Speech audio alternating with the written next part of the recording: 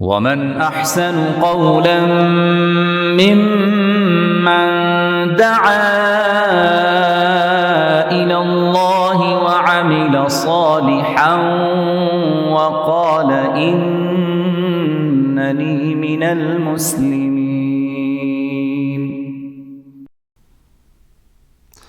Assalamu alaikum wa rahmatullahi wa barakatuh to all the dear children who are watching this video.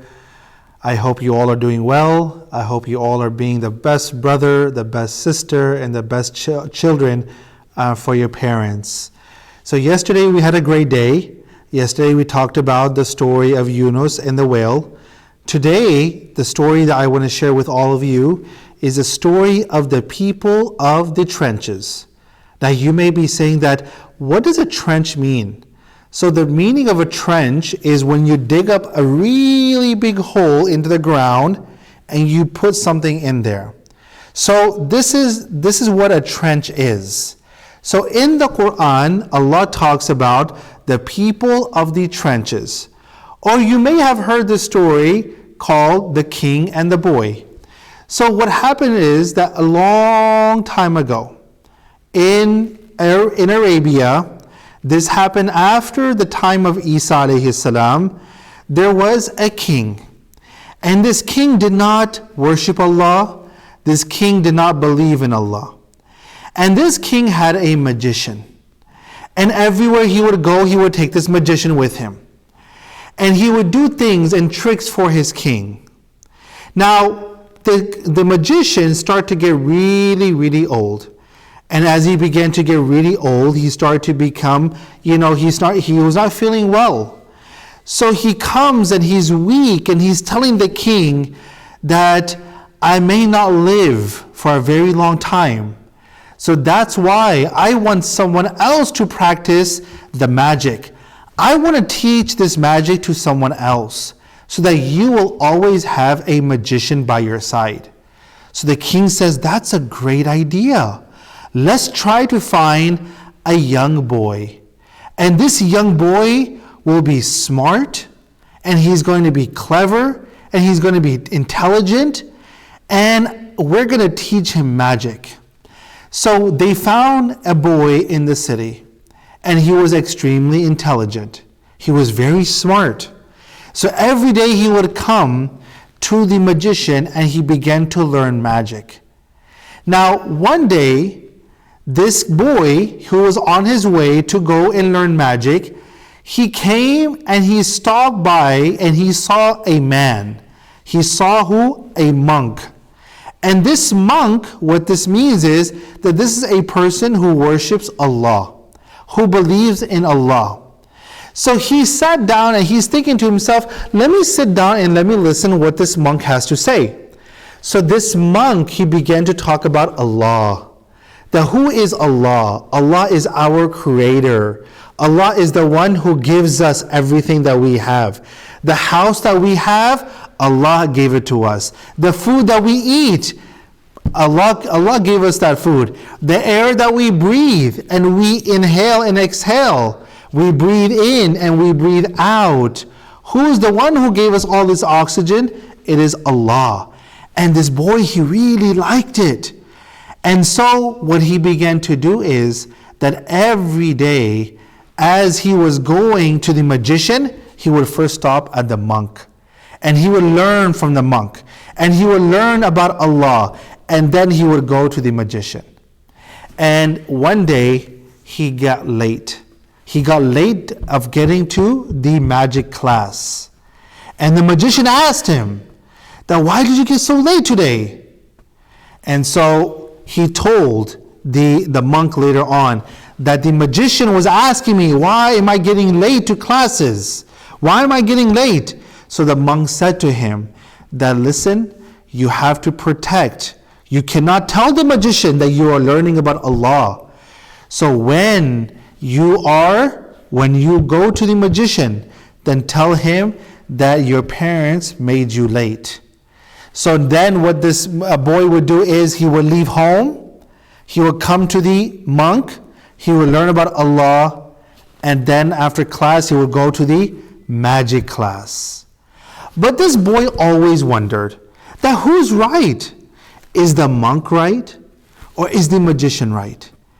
What's better to learn? Is it better to learn about Allah?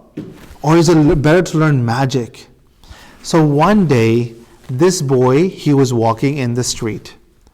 And what he saw was that everyone had gathered and everyone, they had stopped. Now just imagine, you go outside with your mom or your dad, and there's a lot of traffic. People are honking the horn, people are getting really upset, and that's exactly what happened. Everyone has stopped. Why? Because there's this huge animal. This huge animal that was standing right in the middle of everyone's way. So the people cannot move. The people have to stay at a standstill. And people are getting mad. And people are getting frustrated. And so this boy, he got up. And he picked up a stone.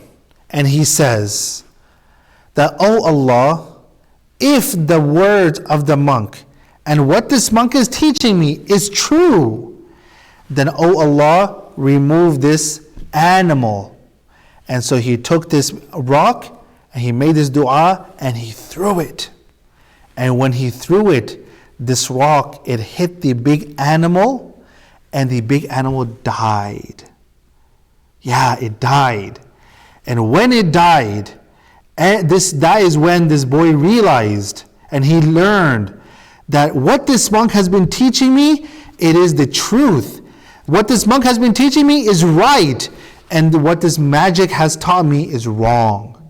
So then after that, people began to come. So there was a blind man that would come, and he would say to the boy, that, "Can you make me see again?" And the boy said, "Yes, I can make you see again. But you have to take the Shahada. You have to believe in Islam. And you have to say you are a Muslim. And then I will pray to Allah, and Allah will give you your eyesight back." So people began to come to this boy. And so you had a blind person who came. Then you had a person who had leprosy. That means that there was some damage to their skin. And they would come to the boy and they would say, "Can you help us? Can you heal us? Can you fix our skin again?" And the boy would say that you have to first say that you believe in Allah. And they would say, "We believe in Allah. We believe that Allah is our Lord, and we will worship only Allah." And then the boy, he would make dua, and Allah would cure that person. Now, the king, he had a minister. A minister means that one of those people who are working with the king, who was close to the king. One of his people was blind. So when this man found out that there is a boy in the city who's giving people their eyesight back, what he did was he got a lot of toys, a lot of gifts, and a lot of things for this person. And he went to this boy and he said that, "I heard that you can help me see again. I'm blind, I can't see anything. But I heard you can help me see again. And for that, I've brought you all these gifts, all this money." And the boy said, "I don't want your gifts. If you really want to see again, you have to say La ilaha illallah. You have to say La ilaha illallah. And you have to believe in Allah." So this person, he said, "Okay, I will become a Muslim." And he became a Muslim. And then this boy, he made dua to Allah. "Oh Allah, help this person see again." And Allah made him see again. Now this person, he's so happy, he can see again. I mean, just imagine if I cannot see and I have to live my life like that. I don't know where I'm going. It's not easy. So now this guy is so happy. I can see again. And he goes back to the king. And the king says, he looks at him and says, "Oh, I see that you can see again. Like, who helped you? Who gave you your eyesight back?" And this man said that, "O king, my Rabb, my God, and your God, who is Allah, He has given me this eyesight back." And he says, "How dare you? Like you believe that there is someone else that you should be worshiping besides me? You should worship only me. And this person said, no, O king, there is Allah, and He is the one that you have to also worship too. So the king got really angry. And he says, how dare you say something like this? So he took that person and he said, I'm going to hit you and I'm going to hurt you till you tell me, who taught you this? I don't like this. And after a long time, this man, he said, that the one who taught me about Allah was the boy. Now the king is like, that boy who we taught magic to? That boy believes in Allah? That boy is teaching other people about Allah? That boy is telling other people about Allah? This cannot happen. So what did they do? They went and they grabbed the boy and they brought him to the king. Now the king says to the boy, oh boy, who taught you about this? And he says, I cannot tell you who told me about Allah. And they began to hurt the boy. And they hurt the boy so much so that then the boy, he had no choice. And then he told the king that I learned about Allah from this monk and this man. So then they brought this monk and they said, that did you teach this child about Allah? And he says, yes, I taught him about Allah. And he says, do you believe in Allah? And this monk said, yes, I do believe in Allah. He is my God and He is your God. He is my Rabb and He is your Rabb too. And then the king said that if you do not stop believing, if you do not stop believing in God, in Allah, I will kill you.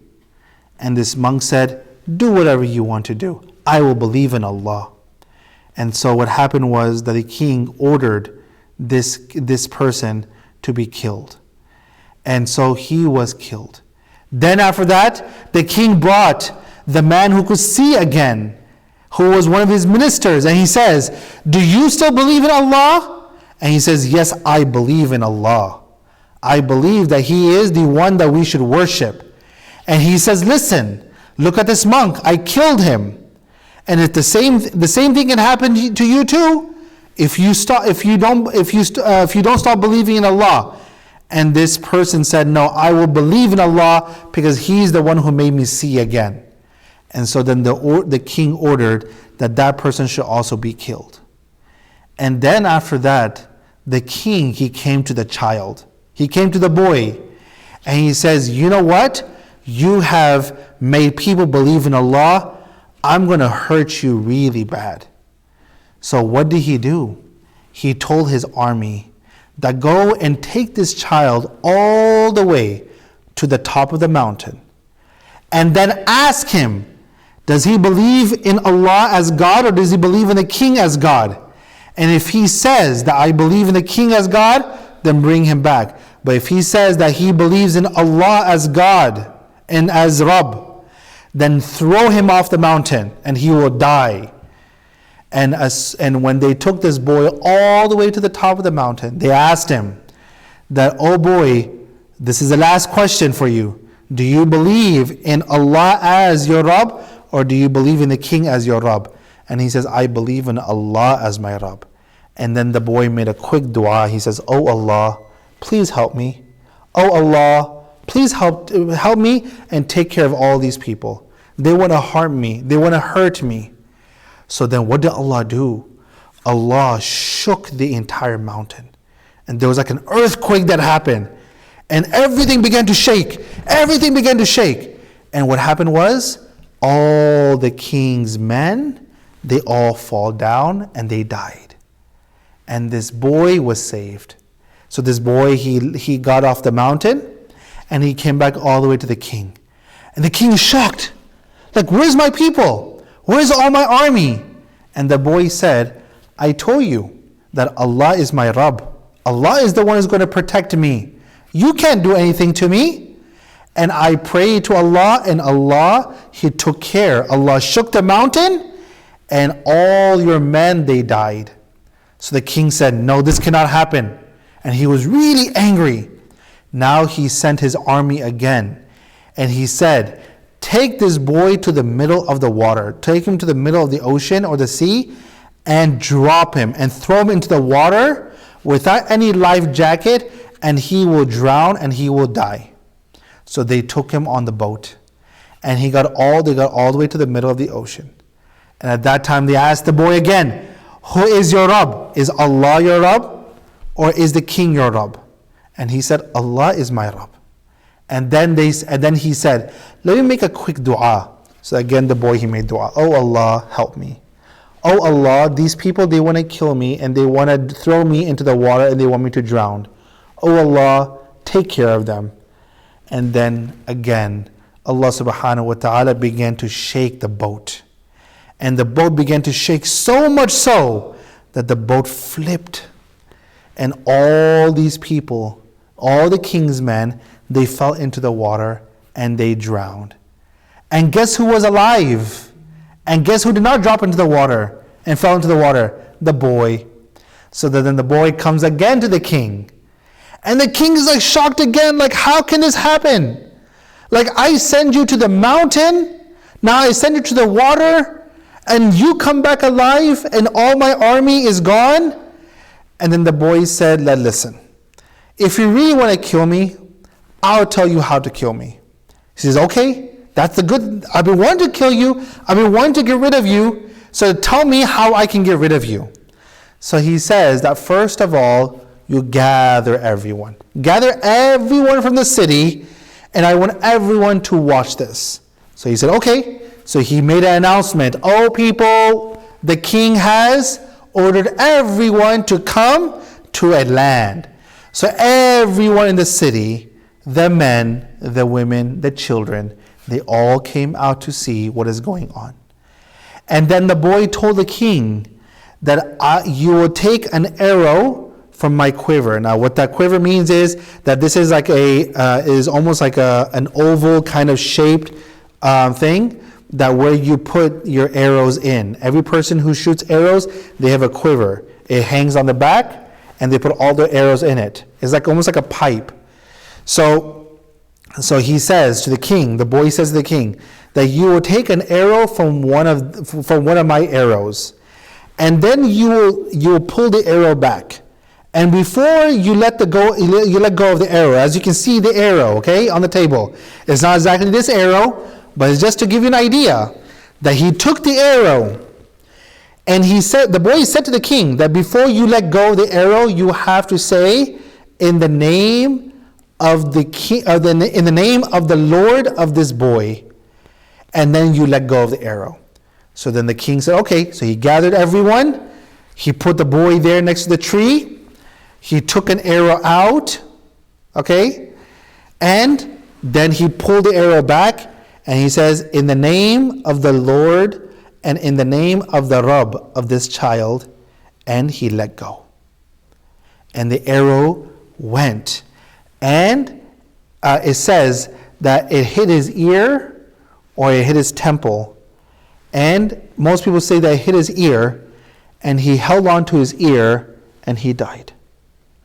Now when that happened, everyone who had gathered, the young, the old, the men, the women, the children, they all said that we all believe in Allah. Now the king is like upset. He's saying that I got rid of the child so that no one else will become a believer in Allah.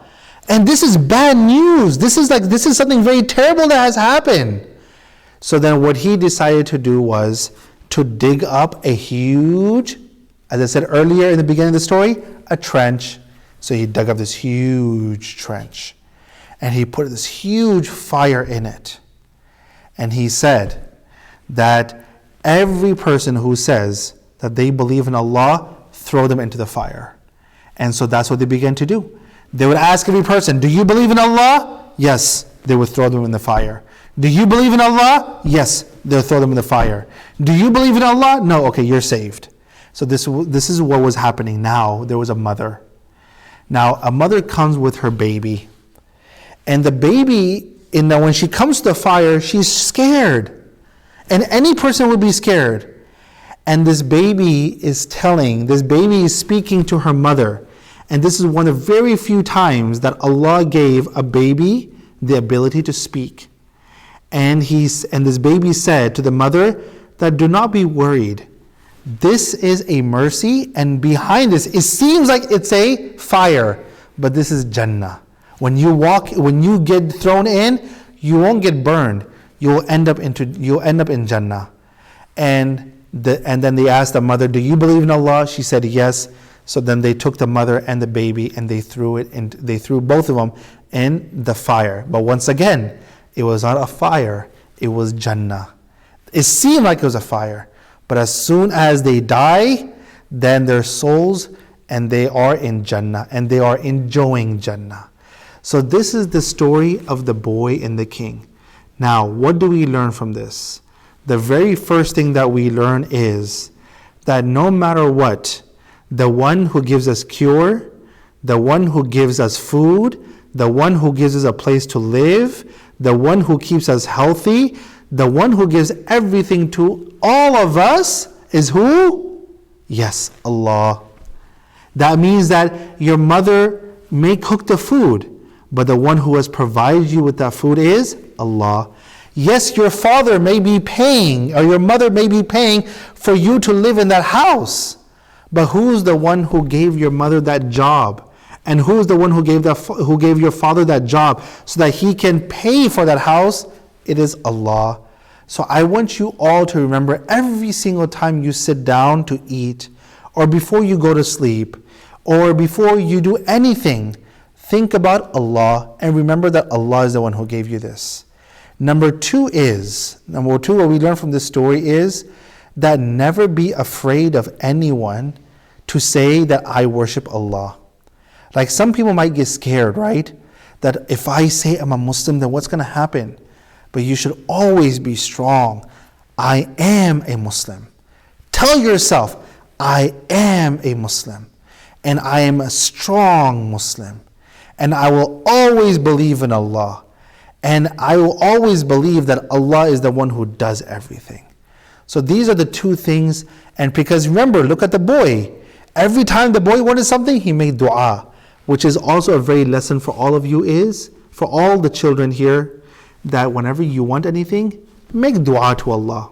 I know that you want to run to your mommy and your daddy, and you want to always bug them. I want this game, I want this toy, and I want this, I want that. But if you want anything, like the boy, he made dua. So I want you all to make dua whenever you want. Like today, all of you children are at home because of this pandemic, because of this virus. And I know you would like to go out and be with your friends, and you would like to go out and visit your grandparents, and you would like to go out and do so many fun things, but you can't because you're stuck at home. Now what should you do? Make dua. You are small children. You are very beautiful in the eyes of Allah. Allah loves all you children very, very much. So when you make dua in your sweet voices to Allah, inshallah, Allah will listen. And inshallah, Allah will take away this virus, and we can all go back and spending our lives the way we were before. So I want you all to remember to always make dua in every single thing.